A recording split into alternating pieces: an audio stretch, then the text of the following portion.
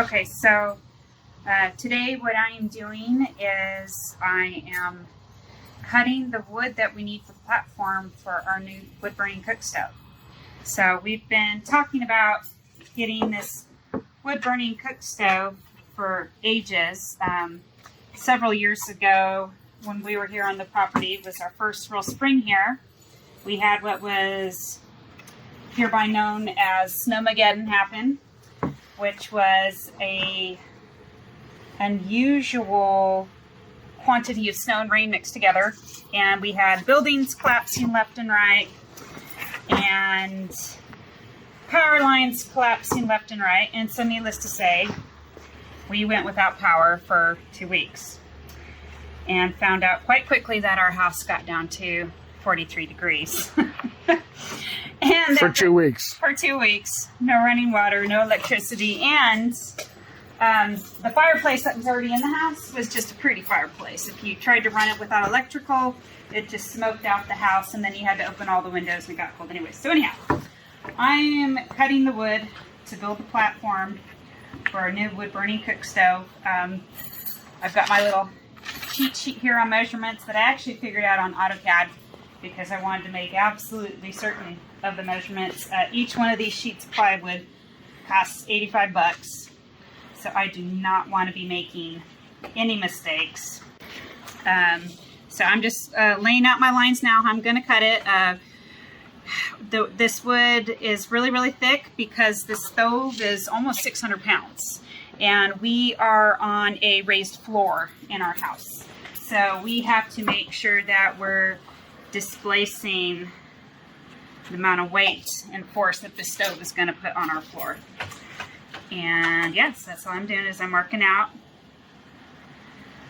and I'll chalk it, and then once I am satisfied with my measurements, what's really interesting with this wood is it's a tongue and groove. It's meant to be pieced together. So if you look on this side, it's got the tongue, and then this side's got the groove. So this is technically wood for flooring. And it's over an inch thick. We're just adding it on top of our pre-existing floor. We've actually already got the chimney installed in the house. My father and I did that about a month ago before the rain started. And I just haven't had a chance to get to the flooring with kids and wrench and everything else. So now I'm going to do that.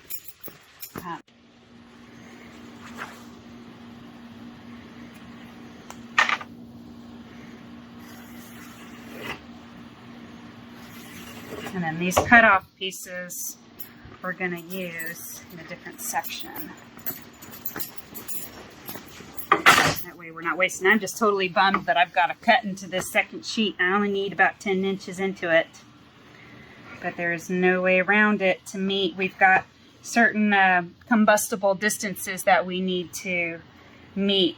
In other words, we've got to have a certain amount of clearance around the stove because it's going to burn really hot. Not only is it a cook stove, but it can pretty much heat the entire house. So we got to have plenty of distance. I think I'm satisfied with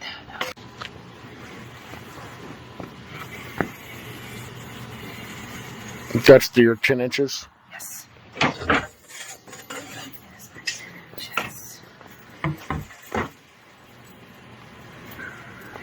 I should really chalk line it, but I'm going to do this first. And then I'll meet it in the center with the chalk. Sometimes if I'm taking too long with the saws, the vibration knocks some of the chalk off and I lose the line.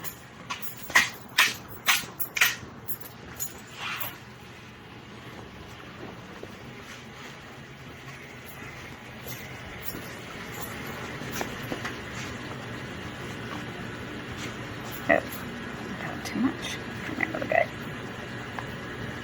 Hold it.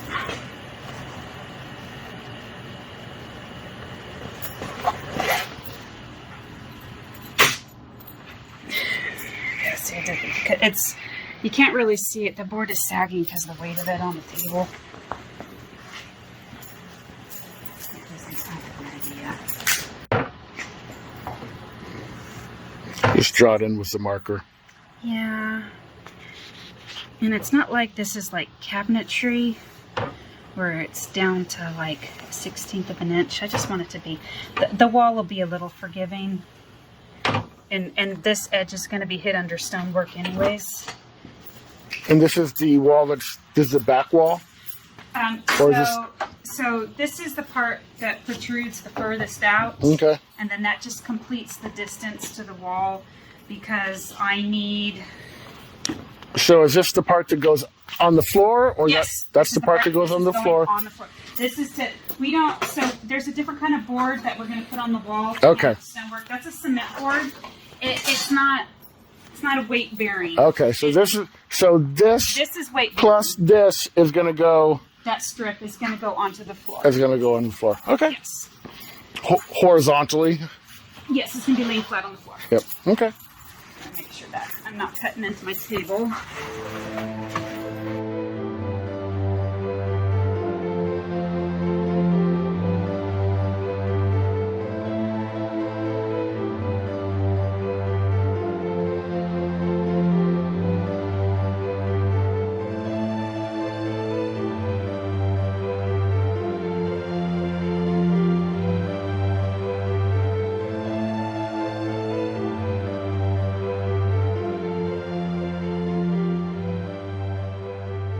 So here is where we stuck the two pieces together. And that is where the heater vent is going to come out.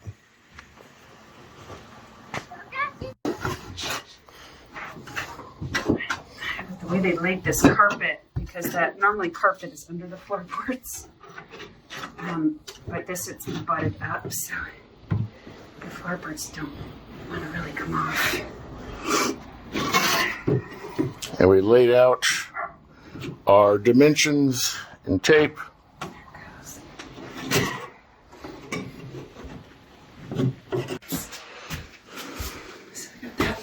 We'll put down the base. Oh, I forgot the little pieces. I gotta go get the little pieces. Okay. The wings of the carpet. Those are pretty easy to go back for. Hi guys. So today we're gonna make a wood stove. We're not making a wood stove. We're installing the floor. Yeah, so that we can put on the wood stove. Mom's taking it out. For a wood stove. And then we're gonna put on our wood stove. Aaron has my brother, and that's. And then we're gonna cook some and lunch there's stuff. now we're gonna have sandwiches. Oh, we're gonna use it to warm the house in case we lose electricity and electric. Yeah. Are you putting on top of the board? So this is cement board. This is what you have to use when you are wanting to lay tile down on a wood base. Okay. You cannot lay the tile directly on the wood. The wood has too much flex in it. Mm. And what will end up happening is your tiles will break and crack. Particularly if you've got weight on it. I did not know that. So this is what they call it, Hardy Backer board, which is technically it's a brand, but it's not the most commonly well known. It will also allow us to double span our seams for the stove so you don't get weak points on the wood, you know, because just Sure. the wood, this does not contract and expand like wood does. Okay. So, you know, wood came from a living thing and it kind of Sure. breathes And this doesn't. expands and heat and moisture. And the seams are going on a different direction now, so that helps Correct. too. Okay.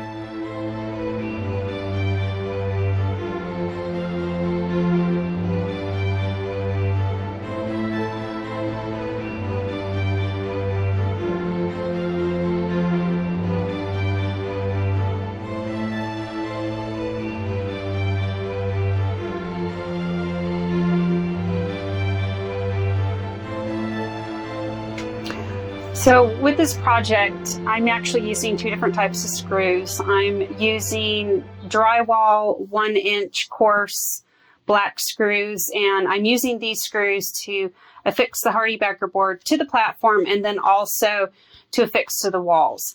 But these little screws, while they hold the board up in place, these aren't structurally sound enough to hold the weight of board, the backer board and the mortar and the stone. So I'm also going to be chasing these with 2.5-inch construction screws that I sink into studs. And you're going to see me drawing lines on these boards as I work my way across. And these are the actual studs that I have found with a stud finder.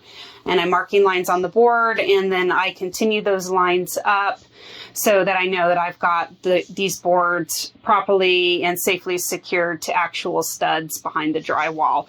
Once all the screws are in place, then I can go with taping the seams. You do have to tape seams with backer board like this before you start mortaring. Gives more of a secure hold for the mortar to fill in that gap. Now, when it comes to the tiling, I'm going to go ahead and I'm going to lay all my tiles out. And on this particular project, I actually ended up laying the tile out twice because I did it with 1/8-inch spacers, and I really didn't like the look of it. I ended up going to 1/16-inch spacers on this project. You're seeing me work it from the front of the board back. This was the hard way to do it. The reason why I did this is my wall actually had a really heavy bow in it. And so I was having a hard time getting a really consistent line to start from. Mind you, I'm laying the floor first, so the stone's going to hide any mistakes. So I went ahead and laid the tile first because I needed things to be really, really tight clearance-wise on the front because of the trim that I'm going to be making for it.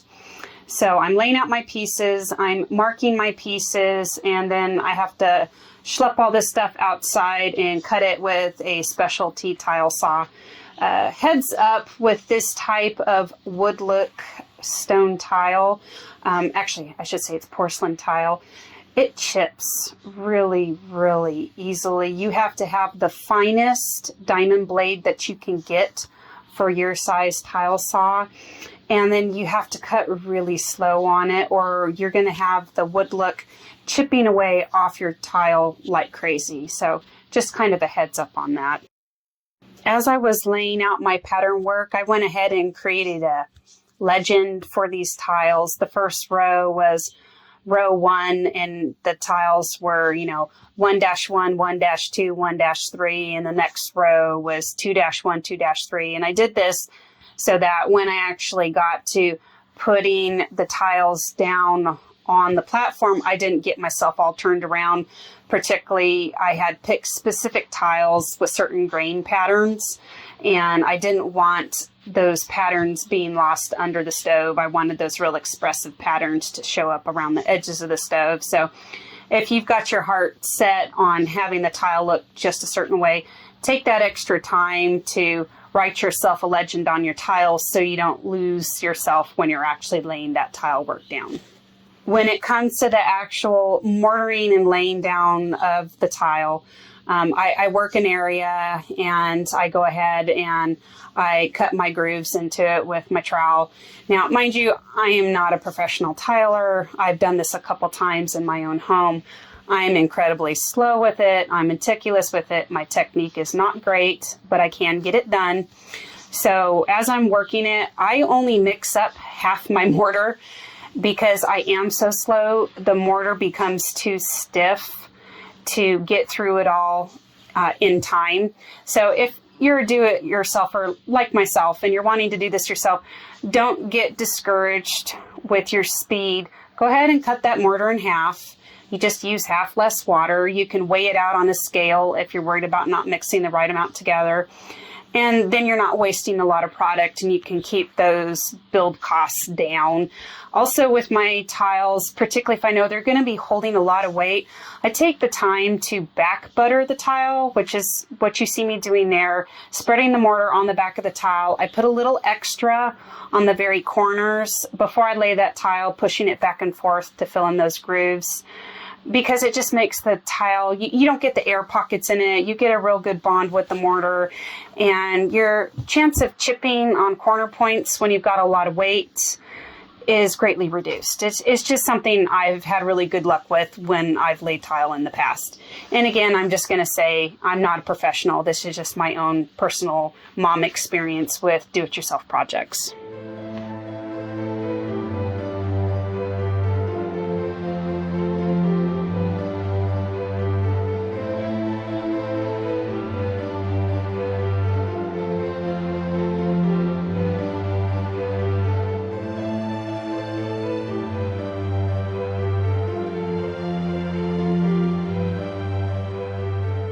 So tiling the wall is much the same process as tiling the floor. This is a natural stone that I got from Home Depot. Because it is a natural stone, colors can vary greatly.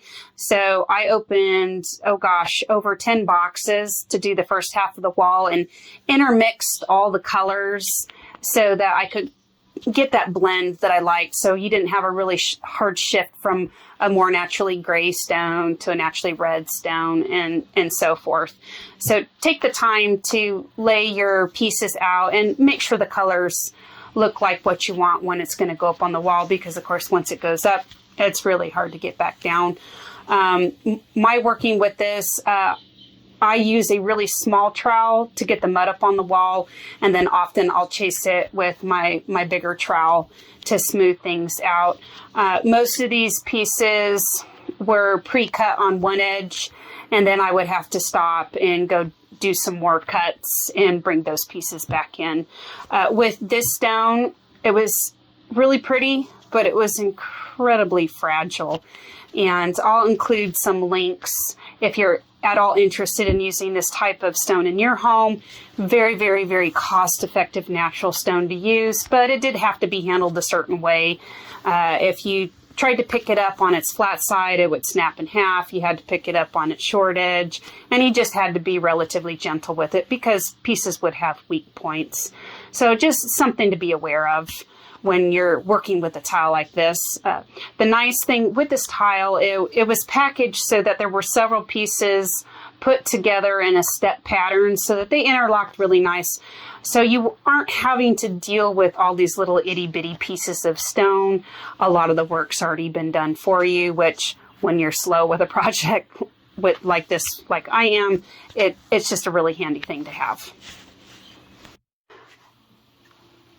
Another problem that I had with this project, and just want to bring to your attention in case you wanted to do something like this, is I was using a type of mortar called Prolite, but specifically recommended with this stone. It's a lot lighter of a mortar and supposedly doesn't have a slump problem with this stone. And slump is when you're mounting tile up onto the wall and it can shift on you and end up not in the position that you'd originally wanted it. So I was definitely having a little bit of a slump, and because of some variability in my wall, ended up having to check the level of every piece and make sure that I was maintaining a fairly level platform all the way across. I was definitely, because of the variability in this natural stone, I was having to put shims up, wood shims, to make sure that each individual piece was level. I didn't have to do this on every row, but there were definitely pieces that I had to do this with. And you'll see me coming back and forth with my rubber mallet just after I've set the tile down and wiggled it back and forth to get its groove set, making sure that I had really good contact with the stone and the mortar. And then again, chasing it with that level to make certain that I'm maintaining that line all the way across.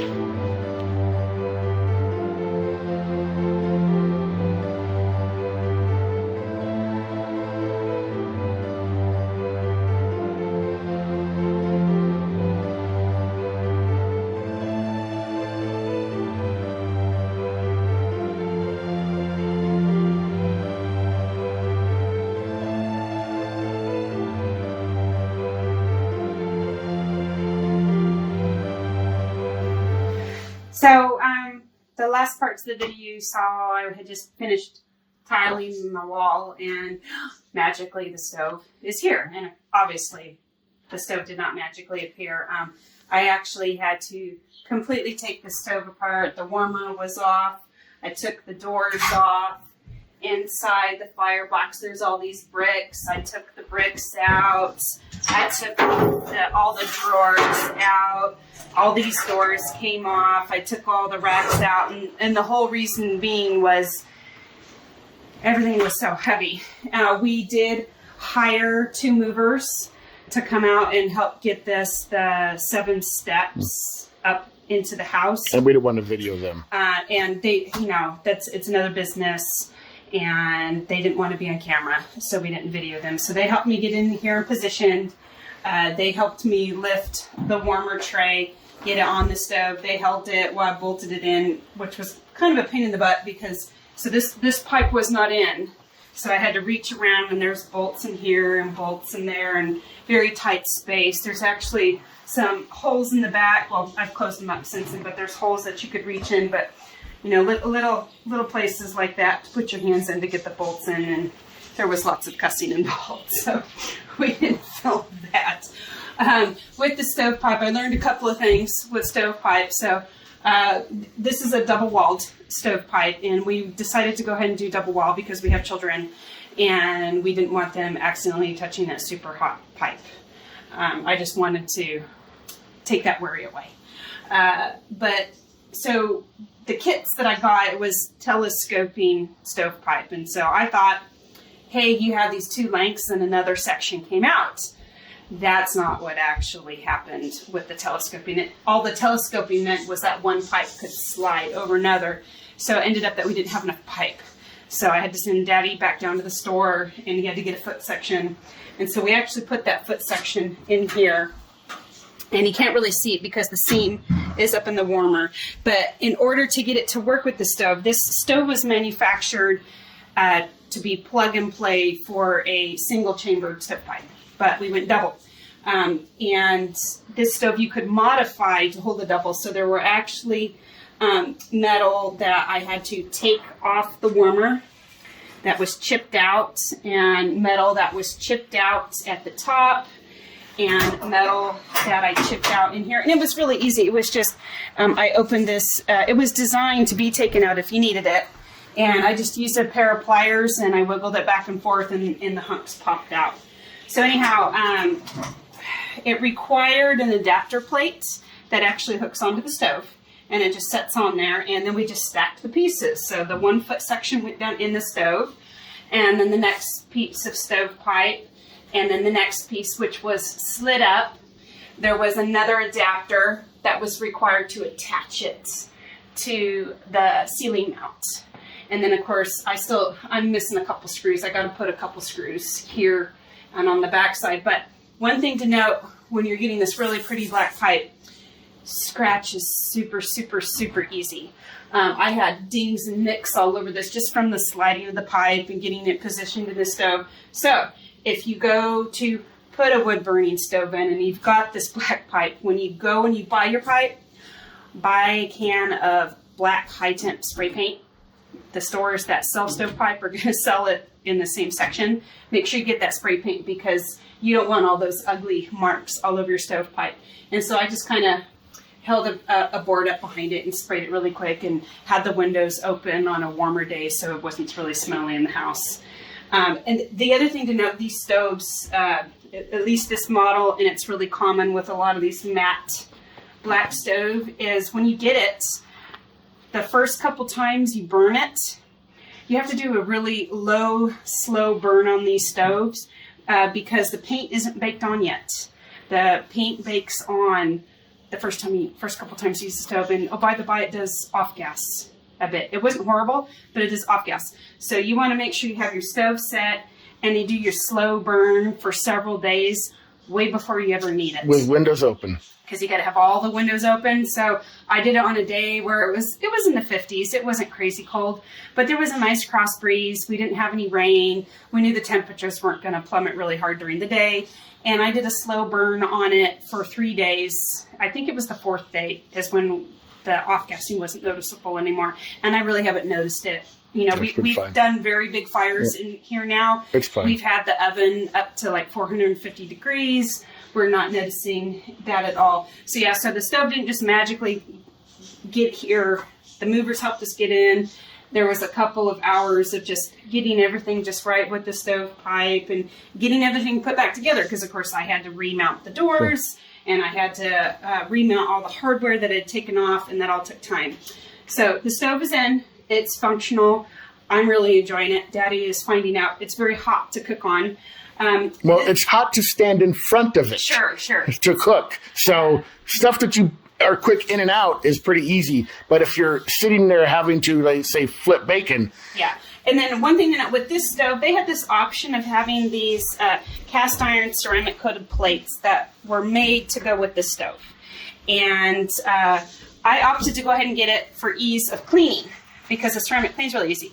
That being said, you actually have to use them. So the first time that we did bacon, I forgot to put these plates down, and Daddy put his pans on and did his bacon. And so there's heavy grease stains now that I can't get off the stove. I scrubbed and scrubbed and scrubbed for hours, and I couldn't get off. And I finally threw my hands up in the air and put the plates back on like they should have been.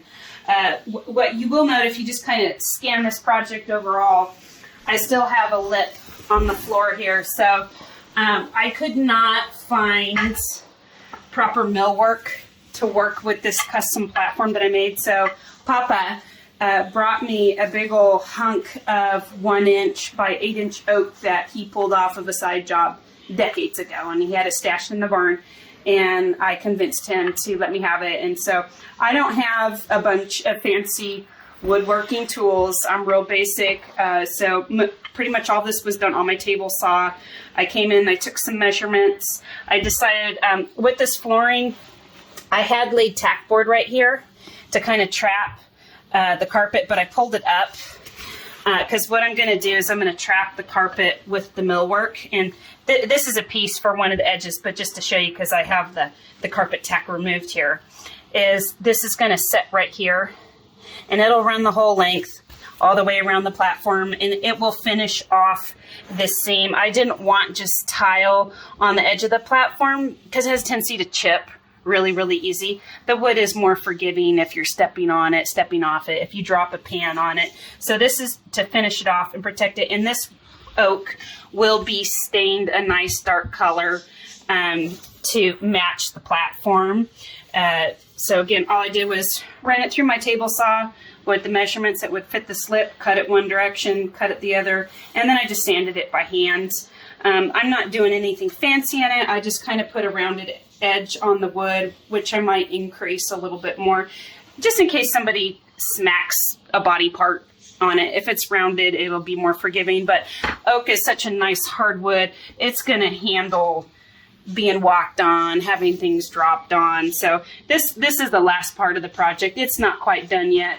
I just got to make it a point to go sit down in my wood shop and finish hand sanding this to put that nice rounded edge on, and then we'll get it stained and installed. I'm just going to take a couple of small finish screws and drill them through the front of this millwork into the wood platform that's down here, and then this project will be officially over. And yeah, and then this odd gap that we had on the wall over here. So yeah, so this piece of millwork will sit down here, and then it closes that distance between the wall tile and the floor tile. And then I'm just going to put a little bead of caulking here and make it look kind of pretty. But obviously I still have to cut all the angles on these pieces, and I'll cut it and then I'll stain them and then I'll install them. So a little bit more work. It's just been kind of, I got the stove in and we were really excited about the stove and we wanted to play with it for a couple weeks. And so the fancy millwork to finish the floor kind of got pushed. Plus Christmas. And Christmas. We had Christmas too. And that, folks, is it. That's the project. Thank you. We are trying bacon for the first time on the stove. I flipped everything at about the same time. You can see the stuff that's further away, definitely less cooked. It's definitely going to take some practice to get this figured out. Also, very warm in front of the stove while cooking.